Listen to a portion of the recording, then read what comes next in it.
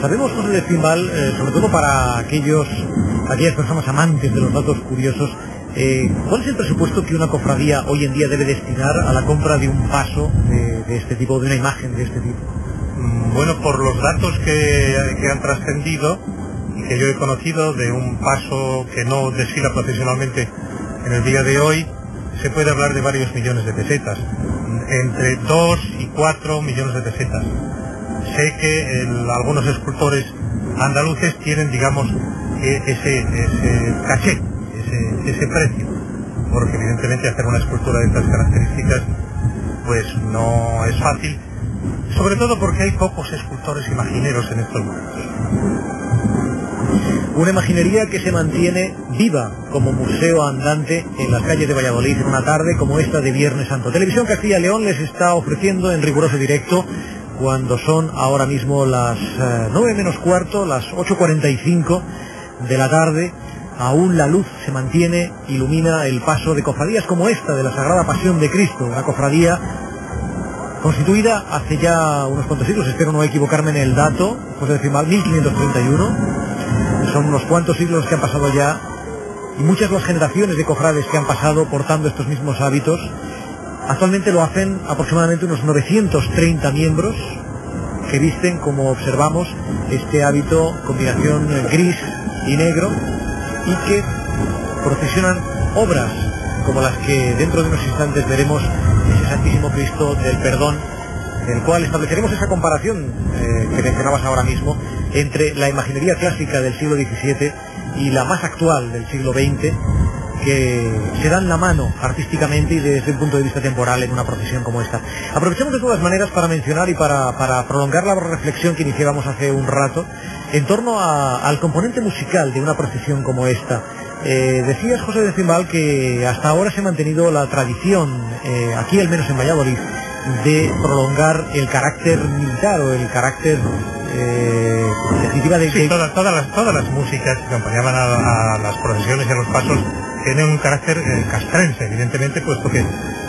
lo imponían las características de los instrumentos que se manejaban, cornetas y tambores y timbales. Pero últimamente, en los últimos años, ya parece que eso se está disolviendo, y yo creo que en beneficio del propio espectáculo. Esto ya no es un desfile procesional, término que algunas veces utilizamos por error, pero no, esto es una procesión, no tiene nada de desfile, y lo del desfile castrense pues deberíamos de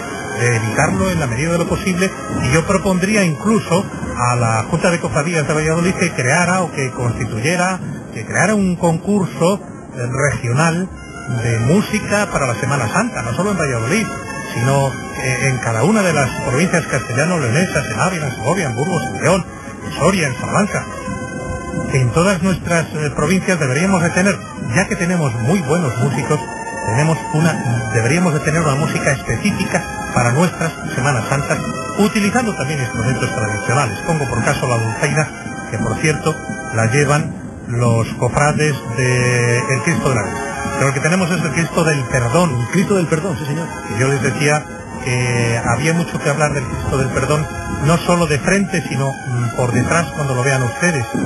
Ahí tienen esa mano solitaria, casi perdida, muy alejada del cuerpo, y esta otra, su mano izquierda, implorando perdón. Este Cristo, el del Perdón, fue tallado en un espacio de tiempo muy pequeño, creo recordar que poco más de un mes, por Bernardo del Rincón. Este Bernardo del Rincón era nieto de Francisco del Rincón, que fue el primer maestro de taller que tuvo Gregorio Fernández al llegar desde Galicia en Valladolid. Por cierto, Fernández vino con el oficio aprendido porque su padre también era escultor o ensamblador, pero en el primer taller vallisoletano que entró fue el de Francisco del Rincón, es decir, el abuelo del autor de esta imagen del Cristo del Perdón. Y ahí tenemos esa espalda que da un dolor verla. Si ustedes se imaginan que eso pudo ser real en alguna ocasión, en algún momento, supongo que sí, porque todos los escultores fiaban de los textos bíblicos y de los evangelios apócrifos incluso para plasmar en imágenes el dolor de la pasión. Un dato muy curioso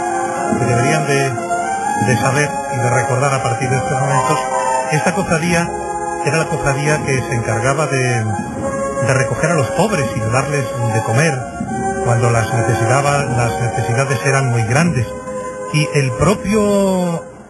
autor de la escultura, el propio Bernardo del Rincón, fue enterrado de caridad, lo que quiere decir que no tenía dinero suficientes para que la familia le abonara el enterramiento. Fue enterrado de caridad muy cerca, en una iglesia que está muy próxima al lugar donde tenemos nosotros emplazadas nuestras unidades móviles, aquí en la Plaza Mayor. De la Plaza Mayor sale la calle de la Pasión y hay una iglesia que se llama la Iglesia de la Pasión, y ahí, bajo el piso de la Iglesia de la Pasión, está enterrado Bernardo del Rincón, el autor de esta portentosa figura. Escuchamos a la banda de cornetas y tambores de la Sagrada Pasión de Cristo.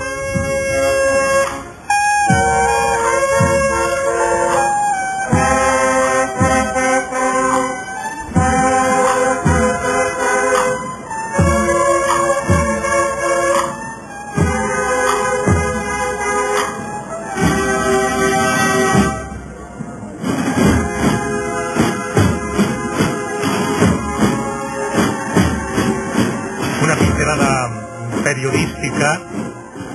para recordar que si la Semana Santa de Valladolid en estos momentos es lo que es, se debe a la actitud de tres grandes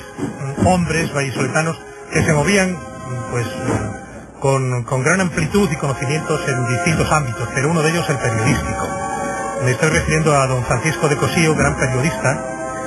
que fue director del Museo de Bellas Artes, embrión de lo que hoy conocemos como Museo Nacional de Escultura, lugar donde se recogen muchas de estas tallas. Pues siendo él director del museo